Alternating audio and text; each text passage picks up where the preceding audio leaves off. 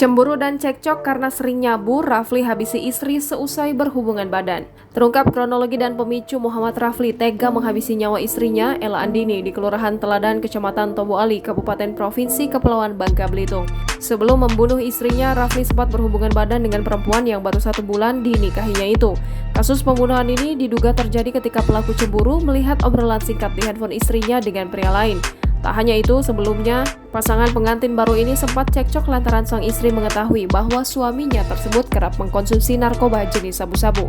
Fakta-fakta ini terungkap saat Kapolres Bangka Selatan AKBP Joko Isnawan didampingi Kasat Reskrim AKP Chandra Satria dan Kabak Ops AKP Albert menggelar konferensi pers di ruang Rajawali Polres Bangka Selatan pada Jumat 22 Oktober 2021. Kapolres menjelaskan Muhammad Rafli juga sempat merampas perhiasan milik istrinya, uang hasil penjualan emas sebesar 6 juta lebih yang digunakan membeli narkoba jenis sabu, berjudi, dan minuman beralkohol.